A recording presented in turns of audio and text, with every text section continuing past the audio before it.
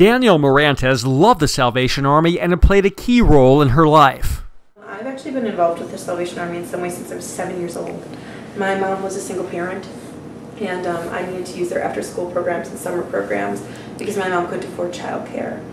So I started like that, and then actually I was hired by them as my very first job when I was in high school.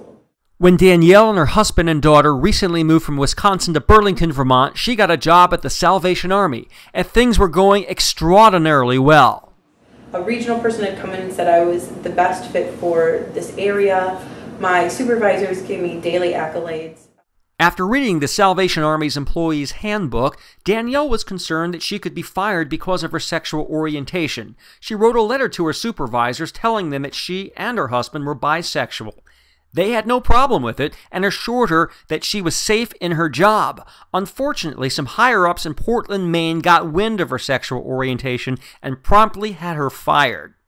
I want them to look my daughter in the eye and admit that they did this to our family. They say that they help the people who are in poverty, but they then just put one of their employees in poverty because they didn't believe that I had the right to be employed because of my sexual identity, and now we don't know how we're going to meet our daughter's basic needs. In terms of our family, it means we can't pay our rent. We don't know where money for food is going to come from. I got paid just in time to not really get resources next month so we can get help in September, but so August is going to be really, really hard.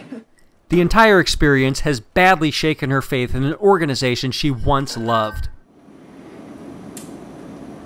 I would say that they don't deserve to call themselves a Christian organization. Everything that they say they stand for, by firing someone for their sexual orientation, they just negated everything that they said that they stood for.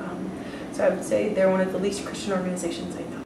I think I just sat there in shock for a second, and I was like, you have to escort me off the property, like as though I had done something wrong, as though I had committed some kind of crime, that I couldn't walk out of the building on my own. It was really appalling and embarrassing. I had been the second in command there under them, and if they ever left, I was in charge of the building, and I went from that to being walked out. So yeah, it was appalling. Truth Wins Out. John Becker first reported on this incident. He has a message for those who want to give the Salvation Army over the holiday season in 2012. The Salvation Army's programs and services do help a lot of people, but as demonstrated by what happened to Ms. Morantez, they also harm people. It's not about salvation, it's about discrimination. So the next time you're thinking about donating to the Salvation Army, do the LGBT community a favor. Do what's right, and take that money and put it into a charity that doesn't discriminate. There are lots of wonderful groups out there doing wonderful work, equally well as the Salvation Army, that don't harm LGBT people in the process. So put your money towards those instead.